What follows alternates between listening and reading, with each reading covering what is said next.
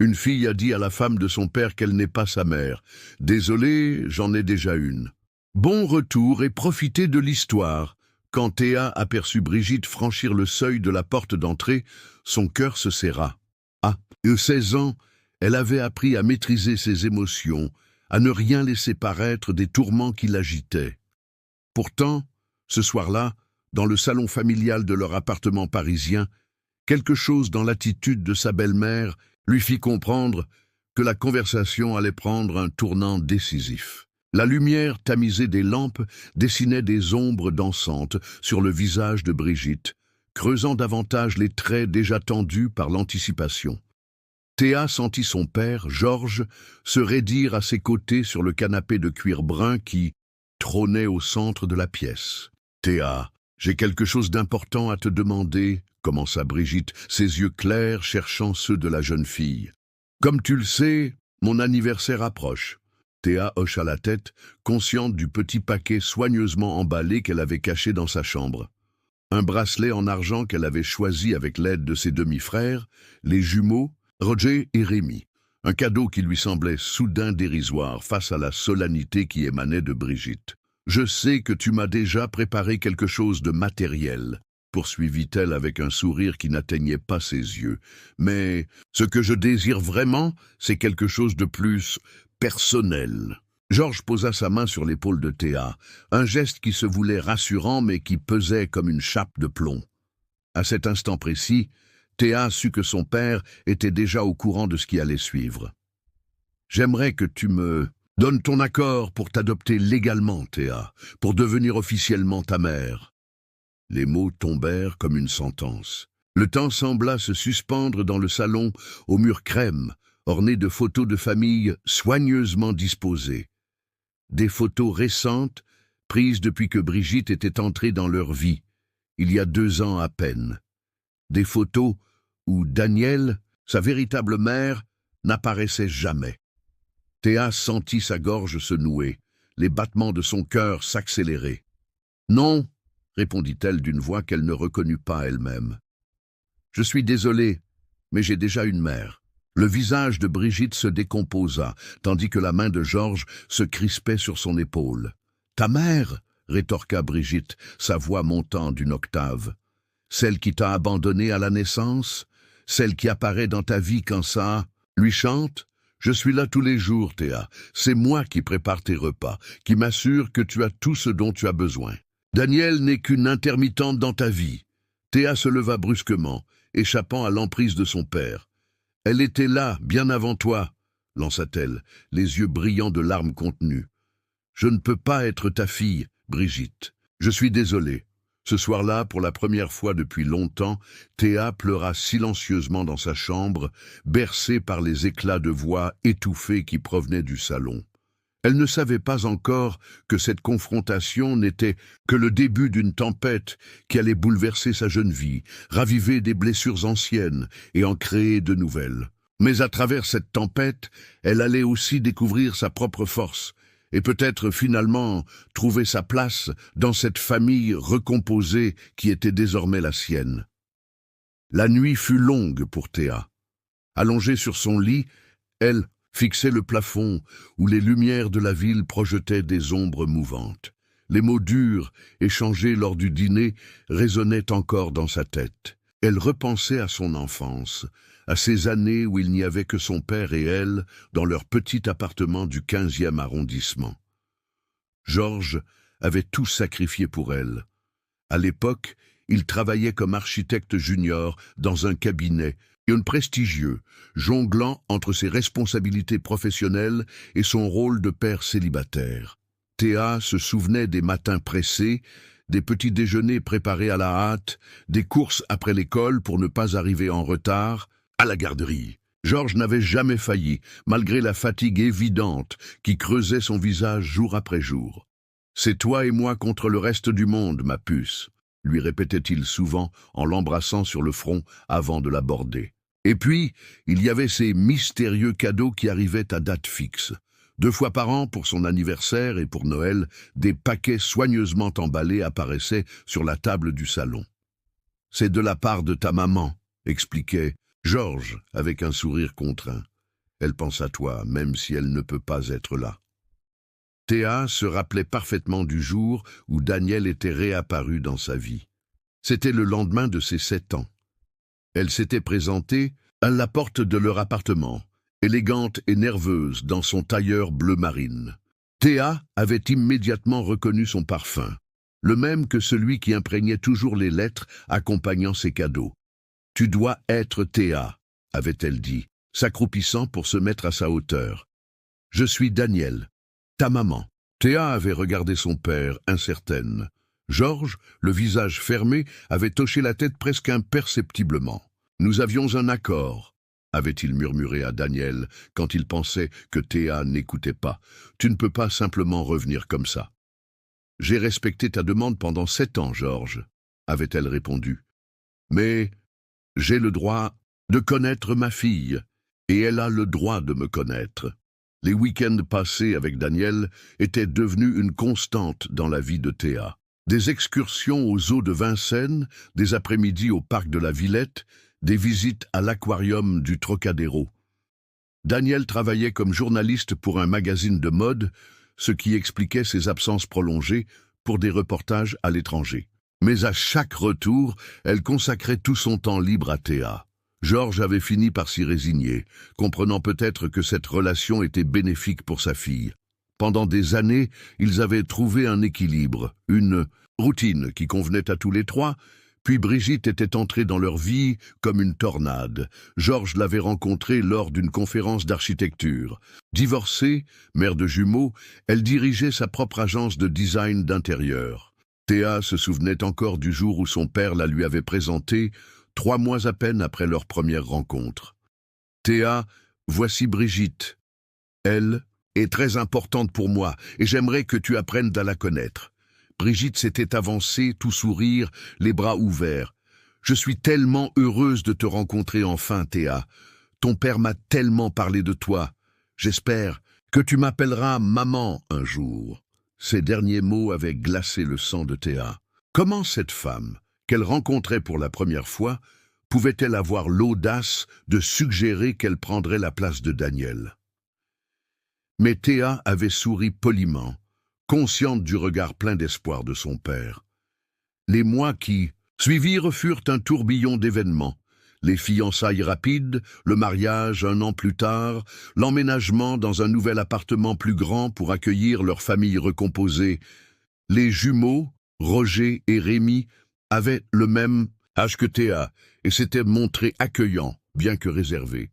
Théa avait apprécié leur présence, trouvant en eux des alliés face à l'enthousiasme parfois étouffant de Brigitte, car malgré tous ses efforts, Théa ne parvenait pas à considérer Brigitte comme sa mère.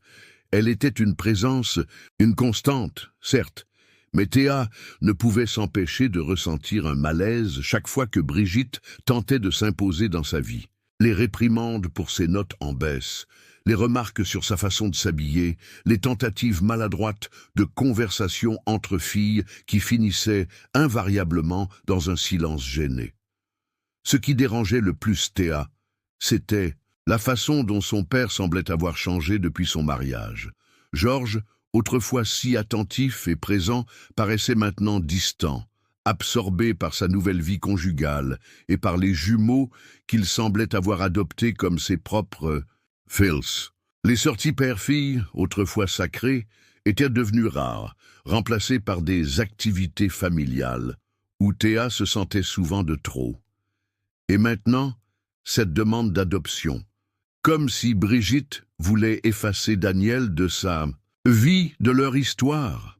Théa se redressa sur son lit, essuya ses larmes d'un revers de main.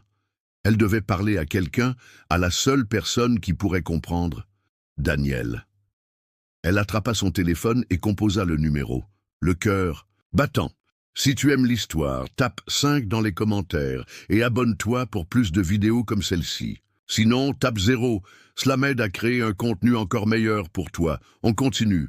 Le lendemain matin, Théa se réveilla avec une sensation de lourdeur dans la poitrine. La conversation avec Daniel, la veille au soir, l'avait à la fois réconfortée et troublée. Sa mère avait écouté attentivement, sans l'interrompre, puis avait soupiré profondément. « Je suis désolée que tu traverses cela, ma chérie, » avait-elle dit, sa voix adoucie par la distance. « Je comprends que Brigitte veuille créer des liens plus forts avec toi, mais elle doit respecter tes sentiments, et ton père aussi. » Puis, après un moment de silence, « Théa, je dois te dire quelque chose. Je n'ai jamais voulu t'abandonner. Tu le sais, n'est-ce pas? Ton père et moi, nous étions jeunes, la situation était compliquée, il voulait être père, j'avais besoin de temps. Nous avons conclu cet arrangement parce que c'était ce qui semblait le mieux pour toi à l'époque. » Ces mots résonnaient encore dans l'esprit de Théa alors qu'elle se préparait pour le petit déjeuner. Elle avait toujours accepté l'histoire de ses parents telle qu'on la lui avait racontée. Une jeune femme pas prête à être mère. Un père dévoué, prêt à tout sacrifier. Mais pour la première fois, elle se demandait s'il y avait plus à cette histoire qu'on ne lui avait dit. Lorsqu'elle descendit dans la cuisine, Théa fut surprise de n'y trouver que son père. Georges était assis à la table, une tasse de café devant lui, le regard perdu dans le vague. Il leva les yeux à son entrée et lui offrit un sourire fatigué. « Brigitte est partie emmener les garçons à leur entraînement de foot, » expliqua-t-il, avant que Théa ne pose la question. « J'ai pensé que ce serait bien que toi et moi parlions un peu. » Théa acquiesça silencieusement et se servit un bol. De céréales, le cœur battant. Elle s'installa en face de son père, attendant qu'il prenne la parole. « Ta réaction hier soir a beaucoup blessé Brigitte, » commença Georges, sa voix neutre mais son regard intense. « Elle essaie vraiment d'être une mère pour toi, Théa. »« Je sais, » répondit Théa, jouant avec sa cuillère, « mais je n'ai pas besoin qu'elle soit ma mère, papa. J'en ai déjà une. » Georges soupira, passant une main sur son visage fatigué. « Daniel t'a abandonné, Théa. Elle est partie quand tu n'étais qu'un bébé, me laissant seule avec un enfant dont je ne savais pas comment m'occuper. Elle a renoncé à ses droits parentaux. Si elle est revenue dans ta vie, c'est uniquement parce que je l'ai permis. » Elle n'était pas prête à être mère, défendit Théa. Vous étiez d'accord tous les deux. C'est ce qu'on t'a dit, oui. Georges hésita, semblant peser ses mots. La vérité est plus compliquée, Théa. Daniel et moi n'étions pas un couple. Nous étions amis, avec certains avantages. Quand elle est tombée enceinte, j'ai voulu que tu naisses. Elle voulait avorter. Théa sentit son estomac se nouer. Quoi? Nous avons trouvé un compromis. Elle te porterait jusqu'au terme, puis me céderait tous les droits parentaux. Elle pourrait reprendre sa vie comme si de rien n'était. Mais je lui ai aussi promis que si un jour elle voulait revenir dans ta vie, je ne m'y opposerais pas. Je n'imaginais pas que ça arriverait vraiment. Théa sentit les larmes lui monter aux yeux. Pourquoi ne m'as-tu jamais dit la vérité? Je voulais te protéger. Je ne voulais pas que tu te sentes non désirée. Mais elle m'a envoyé des cadeaux, des lettres. C'était mon idée, avoua Georges. Les premières années, c'est moi qui achetais ces cadeaux, qui écrivais ces lettres. Je voulais que tu sentes qu'elle t'aimait, même de loin. Puis, quand tu as eu 5 ans environ, Danielle a commencé à m'en envoyer elle-même. Elle s'intéressait à toi, prenait de tes nouvelles, et puis elle a demandé à te voir. Théa restait silencieuse, assimilant ces nouvelles informations qui bouleversaient tout ce qu'elle croyait savoir de son histoire. Je ne te dis pas ça pour te faire du mal, Théa, ni pour te monter contre Daniel. Je sais que tu l'aimes, et c'est normal. Mais comprends que pour Brigitte, c'est difficile de voir que tu t'accroches à une femme qui n'a pas voulu de toi au départ, alors qu'elle, elle est là tous les jours, essayant désespérément de créer un lien avec toi. « Ce n'est pas juste, » murmura Théa. « Tu ne peux pas me demander de renier ma mère juste pour faire plaisir à ta nouvelle femme. Personne ne te demande de renier qui que ce soit, mais cette adoption signifierait beaucoup pour Brigitte. Pour notre famille. Et pour moi, qui pense à ce que moi je veux ?» Georges ouvrit la bouche pour répondre, mais le bruit de la porte d'entrée l'interrompit. Brigitte et les jumeaux étaient de retour, remplissant soudain l'appartement de leurs voix et de leurs pas. « On reprendra cette conversation plus tard, » dit Georges en se levant. Mais Théa savait que le sujet était loin d'être clos. À l'école ce jour-là, Théa eut du mal à se concentrer. Les révélations de son père tournaient en boucle dans sa tête. Daniel n'avait pas voulu d'elle. Cette pensée faisait mal, creusait un trou béant dans sa poitrine. Pourtant, quelque chose ne collait pas dans cette histoire. Si Daniel n'avait pas voulu d'elle, pourquoi serait-elle revenue dans sa vie? Pourquoi aurait-elle passé toutes ces années à construire une relation avec elle? À la pause déjeuner, Théa retrouva sa meilleure amie, Léa, dans la cour du lycée. Elles s'assirent sur un banc à l'écart, et Théa lui raconta tout. « Tu dois parler à ta mère », conseilla Léa, après avoir écouté attentivement. « Tu dois entendre sa version de l'histoire. Et si mon père a raison, si elle ne voulait vraiment pas de moi? Les gens changent, Théa. Les sentiments évoluent. Peut-être qu'elle n'était pas prête à l'époque, mais qu'elle a regretté sa décision ensuite. Ce qui compte, c'est ce qu'elle ressent pour toi maintenant. » Léa avait raison, bien sûr, mais la perspective de confronter Daniel avec ces nouvelles informations terrifiait Théa. Et si cela brisait le lien fragile qu'elles avaient construit? Au fil des années, après les cours, Théa décida de ne pas rentrer directement chez elle. Elle avait besoin de temps pour réfléchir, pour mettre de l'ordre dans ses pensées. Elle envoya un message à son père pour le prévenir qu'elle passait chez une amie, puis se dirigea vers la Seine. Marcher le long des quais l'avait toujours apaisée. Le fleuve immuable qui continuait de couler quels que soient les drames humains qui se jouaient sur ses rives lui rappelait que certaines choses restaient constantes malgré les changements. Elle s'arrêta au niveau du pont des Arts, observant les reflets du soleil couchant sur l'eau. Son téléphone vibra dans sa poche. Un message de Daniel. « Tout va bien, ma chérie? Tu semblais perturbée hier soir. Je suis là si tu as besoin de parler. » Théa hésita, puis composa le numéro de sa mère. La voix de Daniel lui parvint après 2 sonneries. « Théa, tout va bien? Papa m'a raconté quelque chose ce matin. À propos de ma naissance. » Un silence s'installa à l'autre bout de la ligne, puis un soupir. « Je me doutais que ce jour viendrait, » dit doucement Daniel. « Qu'est-ce qu'il t'a dit exactement? Que tu voulais avorter, que tu ne voulais pas de moi. » Un autre silence, plus long cette fois. « Les choses ne sont pas aussi simples, Théa. C'est vrai, quand j'ai découvert que j'étais enceinte, je n'étais pas prête à être mère. J'avais 22 ans. Ma carrière de journaliste commençait tout juste à décoller. Ton père et moi n'étions pas un couple, juste des amis qui... Enfin, tu comprends. Mais ton père voulait absolument ce bébé. Il a plaidé, supplié, promis de s'en occuper seul. Alors tu m'as abandonné. J'ai fait ce qui me semblait être le mieux pour toi à l'époque. J'ai pensé qu'un enfant méritait au moins un parent qui le désire pleinement, sans réserve. Ton père était cet homme. Il t'aimait déjà avant même que tu naisses. Et les cadeaux, les lettres? Au début, c'est vrai, c'était ton père qui les envoyait en mon nom.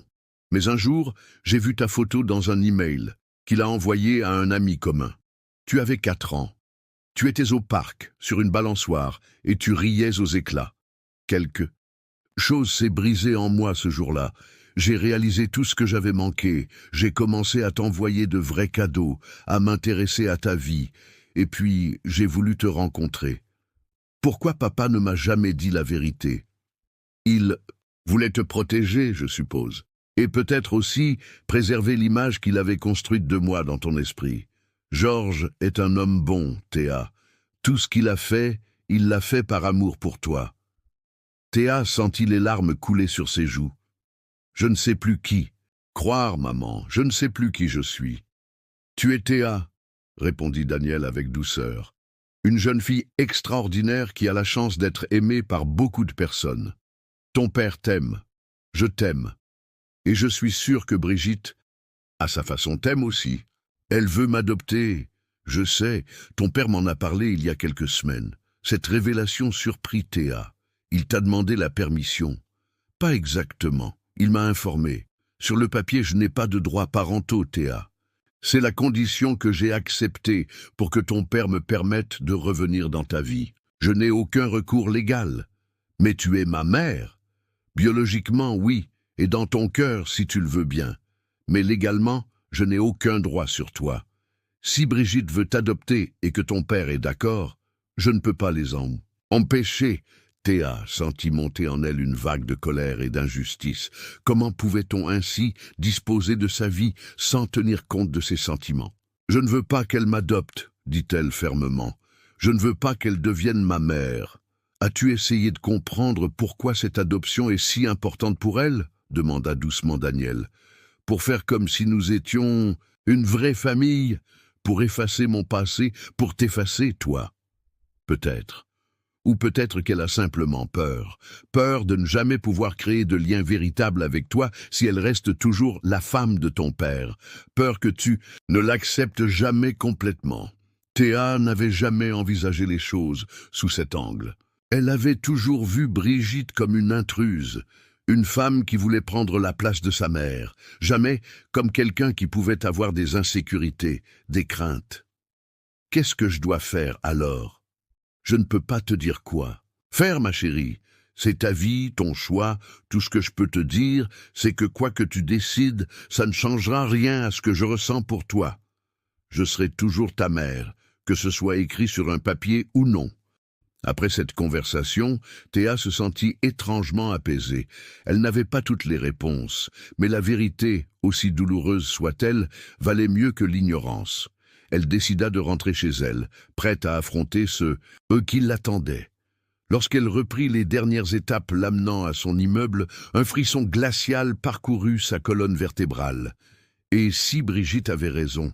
Et si Daniel n'était qu'une mère à temps partiel, qui apparaissait quand ça lui plaisait, la prenait en photo pour son compte Instagram puis disparaissait pour ses reportages à l'étranger, Georges, lui, avait été là depuis le début, sans faille. Et Brigitte essayait, à sa manière maladroite, de faire partie de sa vie. En arrivant devant la porte de l'appartement, Théa respira profondément. Cette conversation avec son père et Brigitte serait déterminante pour leur avenir à tous. Êtes-vous déjà passé par une situation familiale aussi complexe? Ou connaissez-vous quelqu'un qui a dû naviguer entre différentes figures parentales? Partagez vos expériences dans les commentaires. En entrant dans l'appartement, Théa fut accueillie par un silence inhabituel. D'ordinaire, à cette heure, l'appartement résonnait des bruits de la vie familiale. Les jumeaux se disputant pour la PlayStation, Brigitte préparant le dîner en écoutant la radio, son père feuilletant des plans dans son bureau improvisé au salon.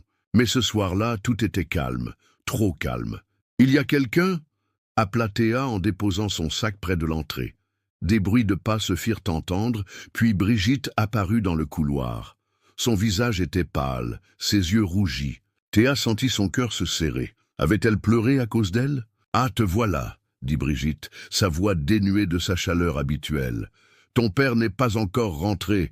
Il avait une réunion. Les garçons sont chez leur père pour la nuit. » Théa hocha la tête, mal à l'aise.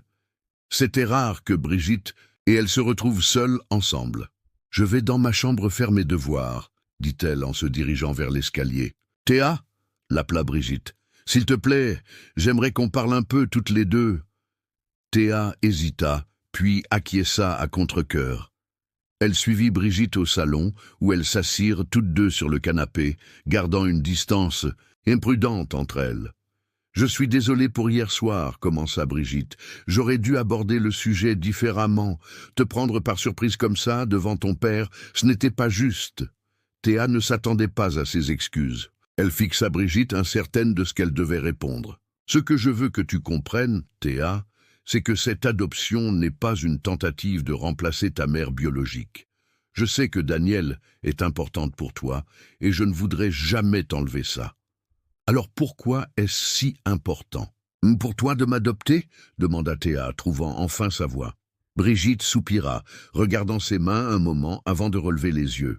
Quand j'ai rencontré ton père, je suis tombée amoureuse non seulement de lui, mais aussi de l'idée de la famille que nous pourrions former. Mes garçons n'ont pas beaucoup de contact avec leur père. Il a refait sa vie à l'étranger. Georges a été plus présent pour eux en un an que leur propre père en toute une vie. Et toi, Théa, tu es une jeune fille extraordinaire. Intelligente, sensible, forte. J'ai voulu faire partie de ta vie, t'aider à traverser ces années compliquées qu'est l'adolescence. Tu n'as pas besoin de m'adopter pour ça. fit remarquer Théa. Non, c'est vrai. Mais cette adoption représente pour moi un engagement. Une promesse que je te fais à toi, de toujours être là pour toi, comme le mariage est une promesse que j'ai faite à ton père. Il y avait une sincérité dans la voix de Brigitte qui toucha Théa. Pendant un bref instant, elle se permit d'imaginer ce que pourrait être leur relation si elle cessait de résister, si elle laissait Brigitte entrer dans sa vie, non pas comme une rivale de sa mère, mais comme une alliée supplémentaire. « Je ne sais pas si je suis prête pour ça », admit Théa. « Tout va si vite. Il y a 2 ans à peine, c'était juste papa et moi. Et maintenant, il y a toi, les jumeaux, ce nouvel appartement. C'est comme si ma vie d'avant s'effaçait petit à petit. »« Je comprends, » dit doucement Brigitte. « Le changement peut faire peur, mais rien ne s'efface, Théa. Ton histoire avec ton père, vos souvenirs, tout ça fait partie de toi. Nous ne faisons qu'ajouter de nouveaux chapitres à cette histoire. Et pas remplacer les anciens. » Théa médita ces paroles. Il y avait une sagesse dans ce que disait Brigitte, une perspective qu'elle n'avait pas considérée. « Et si je ne suis jamais prête ?» demanda Théa, sa voix à peine plus forte qu'un murmure trahissant sa vulnérabilité. Brigitte considéra la question pendant un moment, ses yeux reflétant une compréhension inattendue. « Alors, nous continuerons comme avant. Je ne veux pas te forcer, Théa. Ce que je souhaite par-dessus tout, c'est que tu te sentes bien dans cette famille.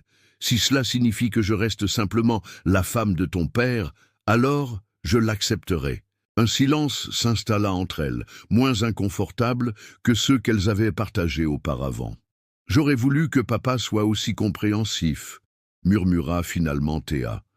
Brigitte eut un petit sourire triste. « Ton père t'aime profondément, Théa. Parfois, cet amour le pousse à vouloir arranger les choses à sa façon, à croire qu'il sait ce qui est le mieux pour toi. Comme quand il m'a caché la vérité sur ma mère, » dit Théa, une pointe d'amertume dans la voix. Le visage de Brigitte trahit sa surprise. « Il t'en a parlé ? Ce matin, il m'a dit que maman voulait avorter, qu'elle m'avait abandonné. » Brigitte soupira profondément. « L'histoire entre ton père et Daniel est compliquée. Je ne pense pas que ce soit à moi de t'en parler. Tu la connais ? Tu as déjà rencontré ma mère ? » « Une fois, » admit Brigitte, « peu après que ton père et moi nous soyons fiancés. Il a insisté pour que nous nous rencontrions puisqu'elle faisait partie de ta vie. »« Comment c'était ?» demanda Théa, curieuse malgré elle. Brigitte sembla choisir ses mots avec soin. « Tendu, au début. Nous étions 2 femmes qui aimaient la même enfant de façon différente. Mais nous avons fini par nous comprendre sur un point essentiel. Ton bonheur passait avant tout. » Théa sentit une émotion inattendue la submerger.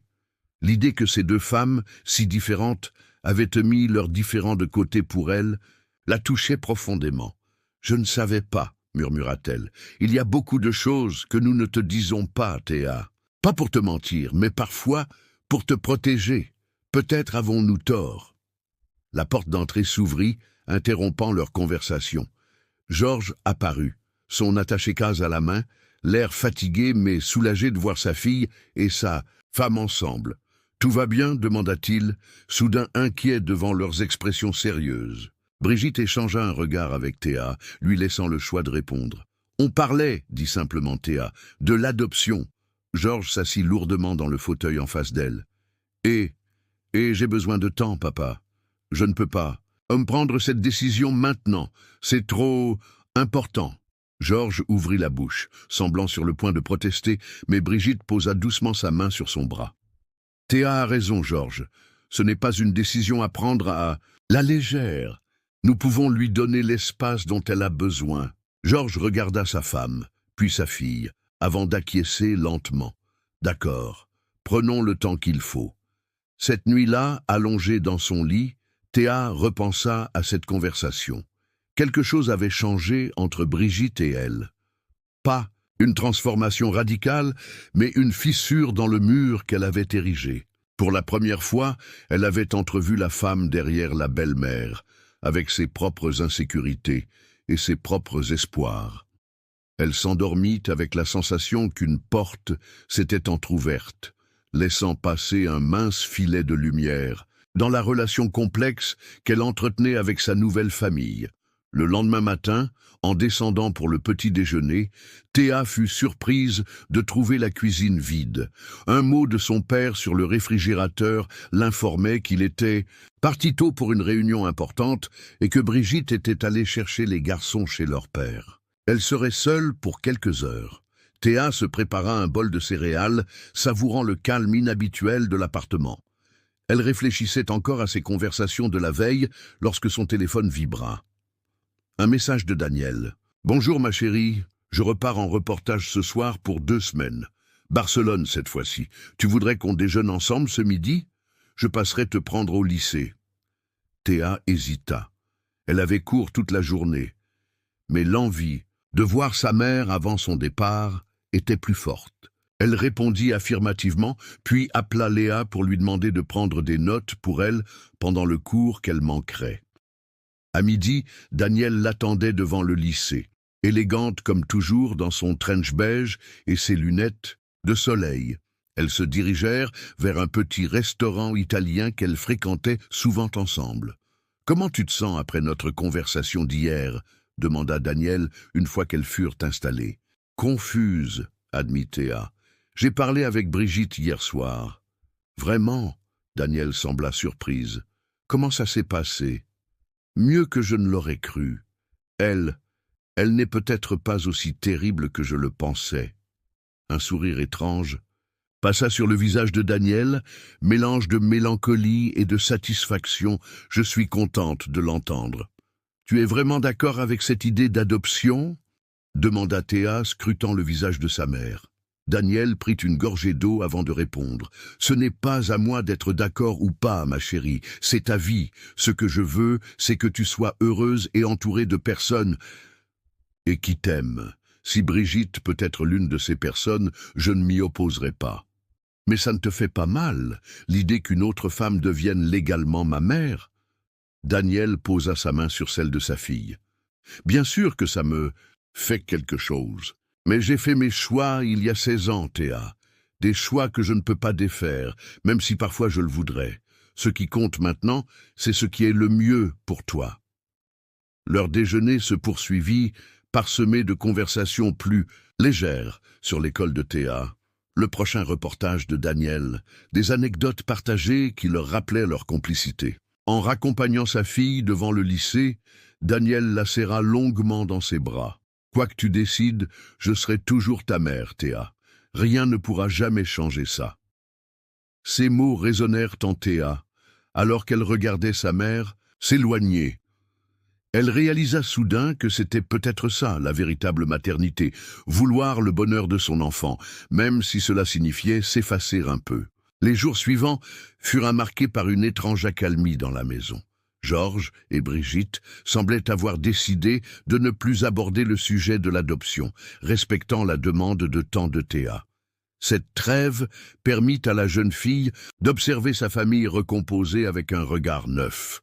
Elle remarqua comment Brigitte préparait toujours son petit déjeuner préféré le samedi matin, comment elle glissait discrètement des notes d'encouragement dans son sac avant les examens « importance ». Des petits gestes qu'elle avait toujours interprétés comme des tentatives d'acheter son affection, mais qui apparaissaient maintenant sous un jour différent. Elle observa aussi son père avec les jumeaux, la patience dont il faisait preuve pour expliquer les mathématiques à Roger, sa fierté évidente quand Rémi marquait un but lors de son match de foot. Georges avait toujours été un bon père pour elle, et il semblait l'être devenu également pour ses 2 garçons qui n'étaient pas de son sang. Une semaine passa ainsi dans une paix relative. Puis vint le jour de l'anniversaire de Brigitte. La journée commença normalement, avec le petit déjeuner habituel. Théa offrit à sa belle-mère le bracelet qu'elle avait acheté avec les jumeaux. Brigitte le reçut avec une joie sincère, l'enfilant immédiatement à son poignet. Georges avait prévu un dîner au restaurant le soir même. Une surprise que Brigitte accueillit avec enthousiasme. La journée passa, et le soir venu, toute la famille s'habilla pour l'occasion.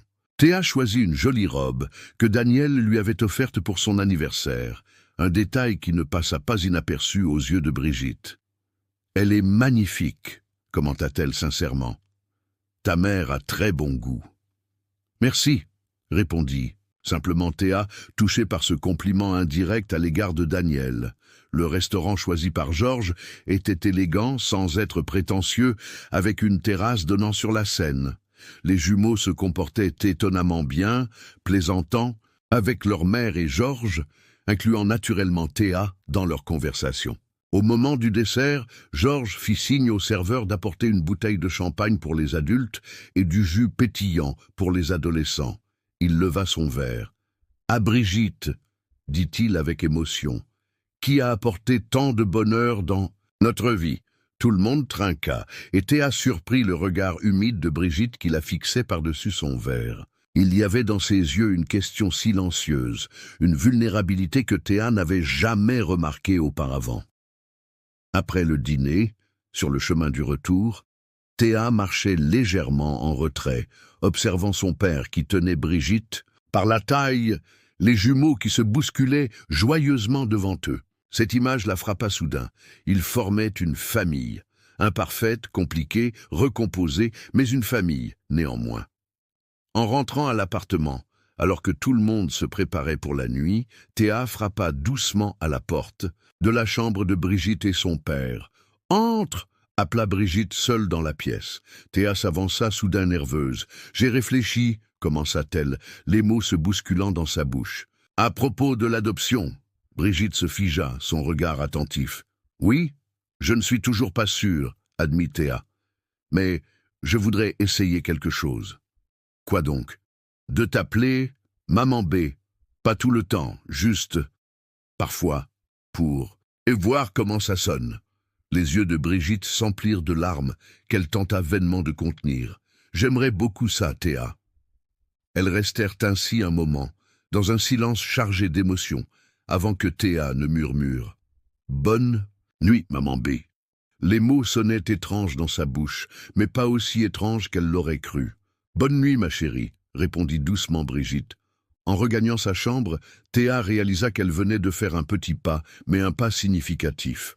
Elle ne savait toujours pas si elle accepterait un jour cette adoption, mais elle avait ouvert une porte qu'elle s'était jurée de garder fermée à jamais. Son téléphone vibra sur sa table de nuit. Un message de Daniel. « Barcelone est magnifique. Mais tu me manques. J'ai hâte de te raconter tout ça à mon retour. Je t'aime, ma fille. » Théa sourit, se sentant étrangement en paix. Peut-être était-il possible d'avoir de la place dans son cœur pour deux mères, chacune à sa façon. Peut-être que l'amour n'était pas une ressource limitée qu'il fallait économiser, mais au contraire quelque chose qui grandissait quand on le partageait. Cette nuit-là, elle s'endormit avec cette pensée réconfortante, sentant qu'elle venait peut-être de faire le premier pas vers une forme de réconciliation, non seulement avec sa famille recomposée, mais aussi avec elle-même. Qu'avez-vous ressenti face à cette situation ? Avez-vous déjà vécu un dilemme similaire dans une famille recomposée ? Partagez votre expérience dans les commentaires. Le lendemain était un samedi, et Théa se réveilla avec une étrange sensation de légèreté, comme si le simple fait d'avoir prononcé ces mots, « Maman B », avait allégé un poids qu'elle portait depuis des mois. Dans la cuisine, l'ambiance était différente. Brigitte fredonnait doucement en préparant des crêpes, tandis que les jumeaux mettaient la table, se chamaillant gentiment. « Bonjour », dit Théa en entrant.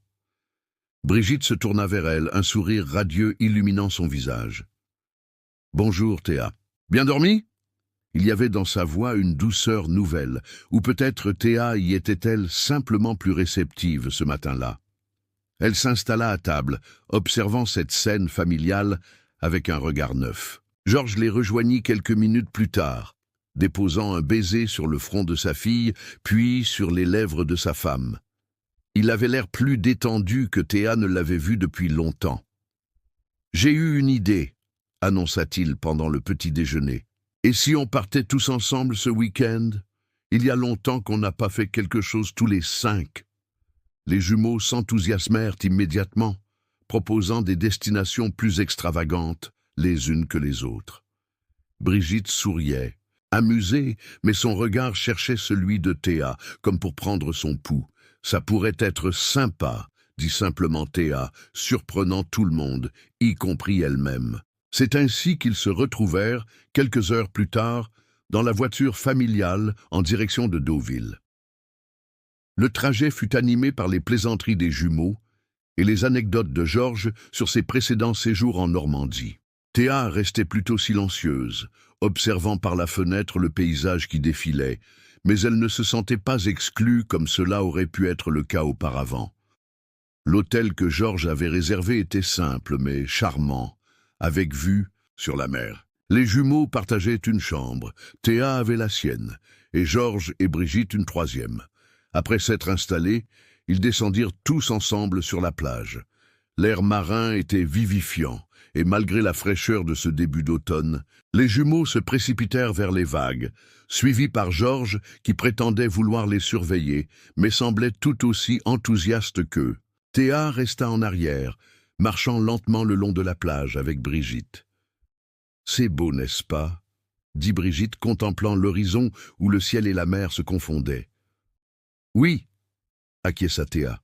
« Je ne suis venue ici qu'une fois, avec papa quand j'étais petite. Il m'en a parlé, » admit Brigitte. « Il m'a raconté comment tu as construit un château de sable si grand que tu as pleuré quand la marée l'a emporté. » Théa sourit à ce souvenir. « J'avais complètement oublié ça. Ton père, non. Il se souvient de chaque moment passé avec toi. » Elles continuèrent à marcher en silence, le bruit des vagues comme seule mélodie. « Je voulais te remercier, » dit soudain Brigitte, « pour hier soir, pour m'avoir appelé, comme tu l'as fait. » Théa sentit ses joues rougir légèrement. « Je ne sais toujours pas si je suis prête pour l'adoption, » avoua-t-elle, « mais je commence à comprendre que peut-être qu'il y a de la place pour plus d'une mère dans ma vie. » Les yeux de Brigitte s'emplirent de larmes qu'elle ne chercha pas à cacher. « C'est tout ce que je demande, Théa, une place, pas pour remplacer qui que ce soit, juste une place à moi. » Elles reprirent leur marche, et après un moment, Théa osa poser la question qui lui brûlait les lèvres depuis longtemps. « Pourquoi? Est-ce si important pour toi, cette adoption ?» Brigitte prit son temps pour répondre, comme si elle cherchait les mots justes. « Quand j'ai rencontré ton père, je savais qu'il avait une fille. Je savais que vous étiez très proches. J'étais intimidée, pour être honnête. » Elle eut un petit rire. « J'avais peur de ne jamais pouvoir me faire une place dans sa vie, dans votre vie. Puis je t'ai rencontré, et j'ai vu cette jeune fille intelligente, sensible, et j'ai voulu faire partie de ton monde aussi. Pas juste être la femme de ton père, mais quelqu'un qui compte pour toi. » Théa écoutait attentivement, surprise par cette confession. « L'idée de l'adoption est venue plus tard, » poursuivit Brigitte. « Quand j'ai vu comment ton père s'occupait de mes garçons, comment il les traitait comme ses propres fils, j'ai voulu faire de même pour toi, te donner cette sécurité, je suppose, cette certitude que quoi qu'il arrive, tu aurais toujours une place chez nous, que tu serais toujours ma fille, légalement. » « Même si je ne t'appelle jamais maman complètement ?» demanda Théa, sa voix à peine audible par-dessus le bruit des vagues. « Même si, » confirma Brigitte, « ce que tu m'as offert hier soir, c'était déjà bien plus que ce que j'espérais. » Elles furent interrompues par les cris joyeux des jumeaux qui couraient vers elles, suivis par Georges, tous trois trempés jusqu'aux genoux. « Venez voir ce qu'on a trouvé !» s'exclama Rémi, tenant fièrement un coquillage nacré. Le reste de la journée passa dans une atmosphère détendue que Théa n'avait pas connue depuis longtemps au sein de sa famille recomposée. Le soir, après un dîner de fruits de mer dans un petit restaurant du port, ils rentrèrent à l'hôtel. Alors que tous se préparaient pour la nuit, Théa reçut un message de Daniel. Une photo du parc Güell à Barcelone, avec un simple message. « Tu adorerais cet endroit. On ira ensemble un jour. » Théa sourit à son téléphone, puis leva les yeux vers sa porte entr'ouverte, d'où lui parvenaient les voix de Georges et Brigitte qui discutaient dans le couloir, et les rires étouffés des jumeaux dans la chambre voisine. Elle réalisa alors quelque chose d'important. Elle avait deux familles maintenant, non pas une famille brisée et une famille de remplacement, mais deux espaces distincts où elle était aimée, chacun à sa façon. Cette pensée loin de la troubler comme elle l'aurait fait quelques semaines plus tôt, lui procura un sentiment de paix. Le lendemain matin, alors qu'il prenait le petit déjeuner sur la terrasse de l'hôtel face à la mer, Théa prit une décision. « J'ai réfléchi », dit-elle soudainement, attirant l'attention de toute la table, à propos de l'adoption. Georges et Brigitte échangèrent un regard, soudain tendu. « Je crois que je suis d'accord », poursuivit Théa, « mais à une condition. »« Laquelle ?» demanda Brigitte, le souffle suspendu. « Que ça ne change rien à ma relation avec ma mère, que je puisse toujours la voir quand je veux, passer du temps avec elle. »« Bien sûr !» répondit immédiatement Brigitte. « Je n'ai jamais voulu t'éloigner de ta mère, Théa. » Georges paraissait stupéfait, incapable de trouver ses mots.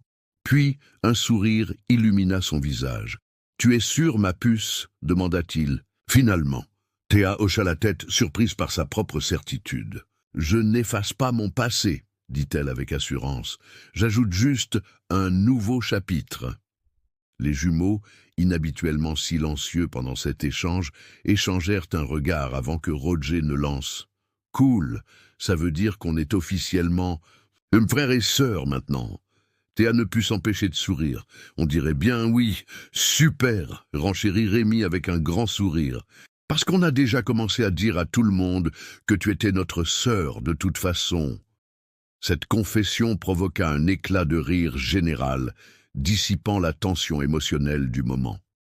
Plus tard dans la journée, alors qu'il se préparait à rentrer à Paris, Théa prit un moment pour appeler sa mère. Avec une certaine appréhension, elle lui annonça sa décision. Il y eut un silence à l'autre bout de la ligne, puis la voix de Daniel, légèrement voilée. « Es-tu sûre que c'est ce que tu veux, ma chérie ?»« Oui », répondit Théa avec une assurance qui la surprit elle-même. « Ça ne change rien entre nous, maman. Tu seras toujours ma mère. »« Je sais, ma chérie, » dit doucement Daniel, « et je suis fier de toi, de la jeune femme que tu deviens, capable de prendre des décisions difficiles avec tant de maturité. » Ces paroles touchèrent Théa plus qu'elle ne l'aurait imaginé. « Merci, » murmura-t-elle. « Profite bien de ton week-end, » ajouta Daniel. « On se voit à mon retour. » En raccrochant, Théa se sentit étrangement légère, comme si un poids qu'elle portait depuis des années venait enfin de s'envoler. Elle rejoignit sa famille, car c'était bien ce qu'ils étaient maintenant, une famille, dans le hall de l'hôtel, prête pour le voyage de retour. « Tout va bien ?» demanda Brigitte, en voyant son expression pensive. « Oui », répondit sincèrement Théa, « tout va bien. » Le trajet du retour fut différent de l'aller. Il y avait toujours les plaisanteries des jumeaux, les commentaires de Georges sur la route. Mais Théa participait plus activement aux conversations, partageant même quelques souvenirs de ses voyages avec Daniel. En arrivant à Paris, alors que le soleil commençait à se coucher, teintant le ciel de nuances orangées, Théa eut une révélation. Pendant des mois, elle s'était sentie déchirée entre deux mondes, incapable d'appartenir pleinement à l'un ou à l'autre. Mais aujourd'hui, elle comprenait enfin qu'elle n'avait pas à choisir. Elle pouvait être à la fois la fille de Daniel et celle de Brigitte, la fille de Georges et la sœur des jumeaux. Son identité n'était pas divisée, elle était enrichie. Pensez-vous que Théa a pris la bonne décision? Si vous étiez à sa place, auriez-vous fait le même choix? Partagez votre opinion dans les commentaires. Les semaines qui suivirent furent marquées par une transformation subtile mais profonde dans la dynamique familiale. Les papiers pour l'adoption furent préparés, mais sans précipitation. Georges semblait avoir compris que sa fille avait besoin de temps pour s'adapter à cette nouvelle réalité. Daniel rentra de Barcelone et, comme elle l'avait promis, emmena Théa déjeuner pour lui raconter son voyage. Avec une certaine appréhension, Théa lui parla plus en détail de sa décision concernant l'adoption. « J'ai parlé à Brigitte, » dit Daniel, surprenant sa fille. « Elle m'a appelé hier. »« Vraiment ?» Théa était abasourdie. « Pourquoi ?» Elle voulait s'assurer que j'étais vraiment d'accord avec cette adoption. Elle m'a promis que ça ne changerait rien à notre relation, toi et moi. Daniel eut un sourire mélancolique. « Je crois qu'elle tient sincèrement à toi, Théa. » Cette révélation toucha profondément la jeune fille. L'idée que Brigitte ait pris l'initiative de contacter Daniel, de s'assurer que tout était Claire entre elles montrait une sensibilité que Théa n'avait pas soupçonnée chez sa belle-mère. À la maison, les choses changeaient aussi. Brigitte ne forçait plus sa présence dans la vie de Théa, mais se montrait disponible, attentive sans être intrusive. Les jumeaux, quant à eux, semblaient avoir adopté Théa comme leur sœur avec un naturel déconcertant, l'incluant dans leurs plaisanteries, leurs disputes et leurs confidences. Un soir, alors que toute la famille était réunie dans le salon pour regarder un film, Théa observa discrètement les visages autour d'elle. Georges, détendu pour la première fois depuis des mois, Brigitte, dont le regard croisait parfois le sien avec une chaleur nouvelle, les jumeaux, absorbés par le film, mais néanmoins conscients de sa présence à leur côté. Elle réalisa alors que ce sentiment d'appartenance qu'elle ressentait n'était pas une trahison envers sa mère biologique, mais simplement l'expansion de son propre cœur. La procédure d'adoption suivit son cours, avec ses formulaires, ses entretiens et ses délais administratifs. Un jour, alors que Théa rentrait du lycée, elle trouva Brigitte assise à la table de la cuisine, entourée de papiers. « Ce sont les documents pour l'adoption », expliqua Brigitte en la voyant. « Le juge veut s'assurer que tu comprends bien ce que cela implique. » Théa s'assit face à elle, parcourant du regard les formulaires officiels. « Et qu'est-ce que ça implique exactement ? Légalement, je deviendrai ta mère. J'aurai les mêmes droits et devoirs envers toi que ton père. En cas de séparation entre ton père et moi, j'aurai toujours des responsabilités envers toi. » Cette perspective n'avait pas effleuré Théa. L'idée que Brigitte puisse rester dans sa vie, même si son mariage avec Georges prenait fin, était étrangement réconfortante. « Ça veut dire que tu ne pourrais pas m'abandonner, » dit-elle doucement, presque pour elle-même. Les yeux de Brigitte s'embuèrent. « Je ne t'abandonnerai jamais, Théa, adoption ou pas. » Ces mots résonnèrent en Théa avec une intensité inattendue. Toute sa vie avait été marquée par l'abandon initial de sa mère, même si Daniel était revenu plus tard. Cette promesse de permanence, de stabilité, touchait une partie vulnérable d'elle-même qu'elle avait toujours tenté de protéger. « Et ma mère ?» demanda-t-elle. « Juridiquement, qu'est-ce que ça change pour elle ?» Brigitte hésita. Légalement, elle n'aurait plus de droits parentaux. Mais cela ne change rien à votre relation personnelle. Tu pourrais toujours la voir autant que tu le souhaites. Théa médita cette information. Est-ce qu'elle devra signer quelque chose pour renoncer à ses droits? Oui, admit Brigitte. Mais ton père m'a dit qu'elle était d'accord. Théa acquiesça lentement. Encore une fois, elle était frappée par la complexité des relations adultes, par les sacrifices que les gens étaient prêts à faire par amour. Le jour de l'audience au tribunal arriva plus vite que prévu. Théa avait choisi de porter une robe simple mais élégante, un cadeau de Daniel ironiquement. Georges, Brigitte et les jumeaux étaient également sur leur 31. L'atmosphère était solennelle, mais pas tendue.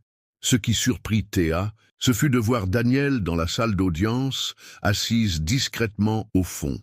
Leurs regards se croisèrent et Daniel lui adressa un sourire encourageant qui réchauffa le cœur de Théa. Le juge était une femme d'une 50aine d'années, au regard bienveillant mais perspicace.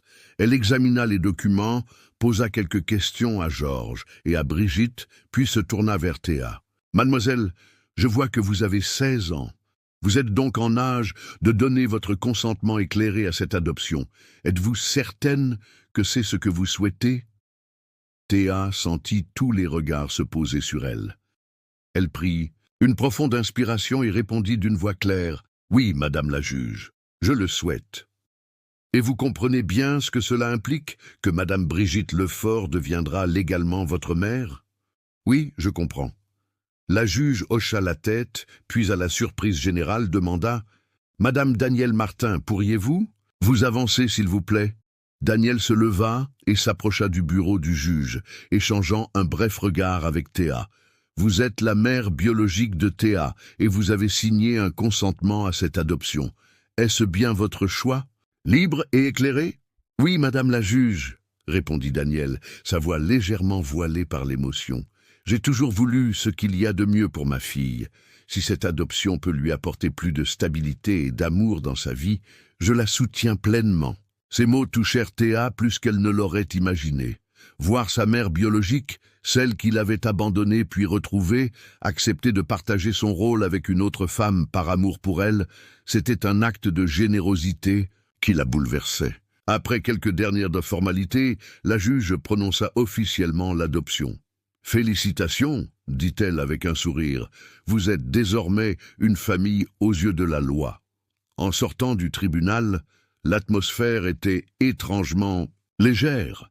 Les jumeaux taquinaient Théa, Georges avait le bras autour des épaules de Brigitte, et Daniel suivait à quelques pas, comme si elle hésitait sur sa place dans ce nouveau tableau familial. Théa ralentit délibérément pour se retrouver à sa hauteur. « Merci d'être venu, » dit-elle simplement. « Je ne pouvais pas manquer ça, » répondit Daniel. « C'est un grand jour pour toi. »« Pour nous tous, » corrigea doucement Théa.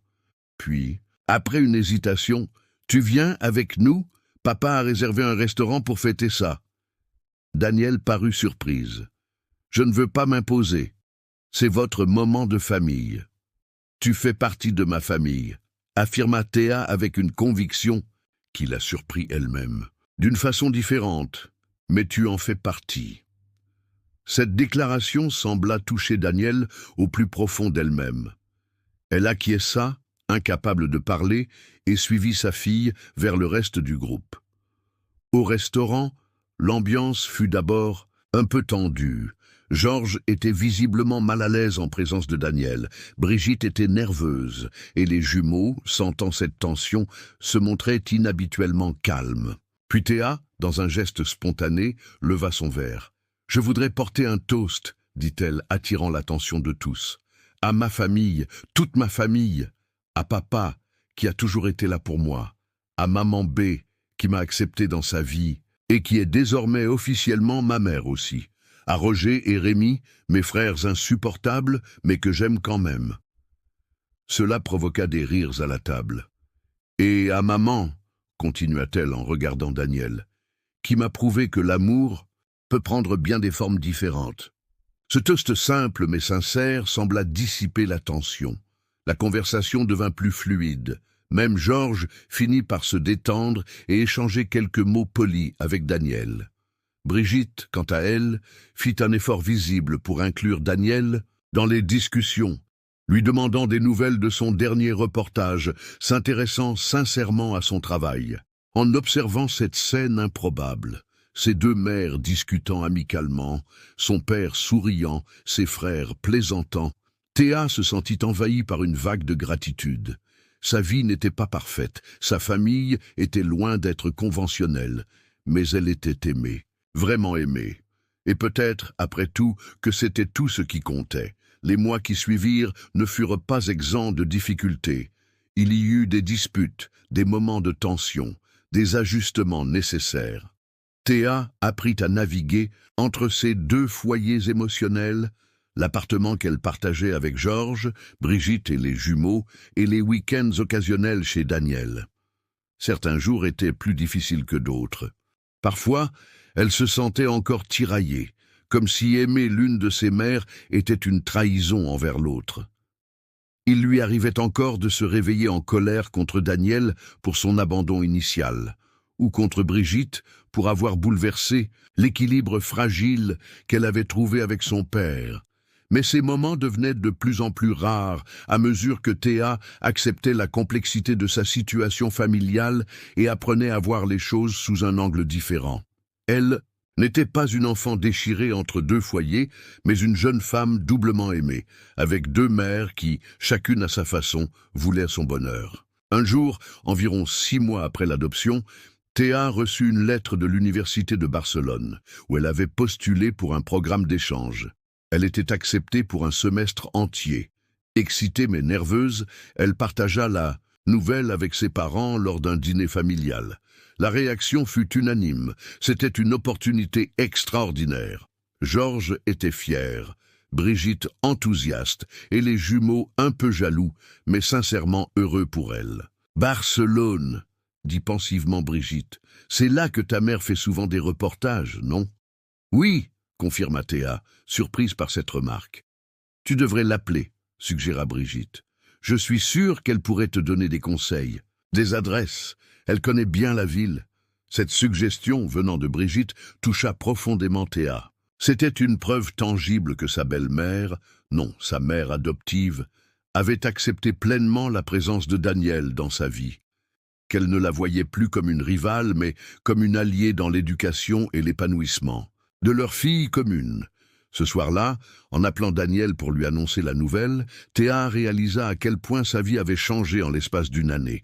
Elle était passée de la colère et de la confusion à une forme d'acceptation et de paix intérieure. Elle avait appris que l'amour n'était pas une ressource limitée à partager chichement, mais une force qui grandissait à mesure qu'on l'offrait. « Je suis tellement heureuse pour toi, ma chérie, » dit Daniel à l'autre bout du fil. « Barcelone est une ville magnifique, et je pourrais peut-être ajuster mes déplacements pour être là-bas en même temps que toi de temps en temps. »« J'aimerais beaucoup, » répondit sincèrement Théa. « Et, maman ? Oui, merci. Pour tout. Pour être revenu dans ma vie, pour avoir accepté Brigitte, pour m'avoir aimé même quand ce n'était pas facile. » Un silence ému s'installa à l'autre bout de la ligne. « Je t'aimerai toujours, Théa. Peu importe la distance, peu importe les circonstances, une mère aime toujours son enfant, même quand elle fait des erreurs. » Ces mots résonnèrent en Théa longtemps après avoir raccroché. Ils lui rappelaient que l'amour, le vrai, était inconditionnel et intemporel. En préparant sa valise pour Barcelone quelques mois plus tard, Théa trouva dans sa chambre une photo qu'elle avait prise lors du dîner suivant l'adoption. On y voyait Georges, Brigitte, les jumeaux et Daniel, tous réunis autour d'une table, souriant à l'objectif malgré l'incongruité de la situation. C'était l'image d'une famille peu conventionnelle, certes, mais d'une famille néanmoins. Elle glissa la photo dans son portefeuille, se promettant de la garder toujours avec elle. Un rappel que l'amour pouvait prendre des formes inattendues, que les liens familiaux n'étaient pas toujours ceux du sang, et que parfois les fins heureuses n'étaient pas celles qu'on avait imaginées, mais celles qu'on avait eu le courage de créer soi-même. Partir pour Barcelone n'était pas une fuite, comme ça aurait pu être le cas un an plus tôt, mais une aventure qu'elle entamait avec la certitude qu'elle avait un foyer où revenir. Un foyer composé de personnes qui l'aimaient, chacune à sa façon, et qui seraient toujours là pour elle. Et si on lui demandait maintenant combien de mères elle avait, Théa répondrait sans hésiter « 2, et j'ai de la chance, car certains n'en ont qu'une, ou parfois aucune. » Car en fin de compte, ce n'était pas le nombre qui comptait, mais l'amour qu'ils partageaient. Un amour qui avait été assez grand pour surmonter les blessures du passé, les complications du présent, et qui continuerait à éclairer son chemin vers l'avenir. Quelle que soit la structure de votre famille, avez-vous déjà ressenti ce tiraillement entre différentes loyautés? Comment l'avez-vous surmonté? Partagez votre expérience dans les commentaires. Cette expérience avait profondément transformé Théa. À travers les épreuves et les remises en question, elle avait découvert une force intérieure qu'elle ne soupçonnait pas. Elle avait appris que les relations familiales, même les plus complexes, pouvaient être source de croissance et d'épanouissement plutôt que de division et de souffrance. En contemplant le ciel de Barcelone depuis le balcon de sa résidence universitaire, Théa réalisa que son histoire n'était pas terminée. Ce n'était que le début d'un nouveau chapitre, riche de possibilités et d'expériences à venir. Un chapitre où elle ne serait plus définie par les choix et les actions des autres, mais par ses propres décisions. Elle pensa à son père, qui avait dévoué sa vie à l'élever seul, puis avait trouvé le courage de reconstruire sa vie amoureuse. Elle pensa à Daniel, qui avait commis des erreurs mais avait eu la force de revenir, de faire face à ses responsabilités et d'aimer malgré tout. Elle pensa à Brigitte, qui avait persévéré face au rejet initial, portée par un amour sincère pour une enfant qui n'était pas biologiquement la sienne. Ces trois adultes, avec leurs forces et leurs faiblesses, avaient façonné la personne qu'elle était devenue. Et maintenant, c'était à son tour de tracer son propre chemin. Forte de ses multiples influences, le téléphone de Théa vibra dans sa poche. Un message de Brigitte. « Comment se passe ton installation? Les jumeaux te réclament déjà. Ton Père et moi pensons peut-être venir te rendre visite pendant les vacances d'hiver. Prends soin de toi, ma chérie. Maman B. Suivi presque immédiatement d'un autre message de Daniel cette fois. J'ai une surprise. Mon prochain reportage est à Barcelone, la semaine prochaine. Dîner ensemble mardi. Je t'embrasse fort, maman. Théa sourit à son téléphone. Voilà ce qu'était sa vie maintenant, entourée d'amour de toutes parts. Ce n'était pas la famille qu'elle avait imaginée enfant, pas l'histoire parfaite qu'on raconte dans les contes de fées. C'était mieux que ça, c'était réel, imparfait, complexe et profondément humain. Et tandis que le soleil se couchait sur Barcelone, teintant le ciel de nuances pourpres et dorées, Théa se sentit envahie par une certitude apaisante. Que soient les défis qui l'attendaient, elle avait désormais les ressources émotionnelles pour les affronter, car elle savait désormais que l'amour ne divisait pas, il multipliait. Félicitations. Tape 9 dans les commentaires pour me montrer que tu es resté jusqu'à la fin avec moi. Merci d'avoir regardé, et à demain pour une nouvelle histoire sur cette même chaîne.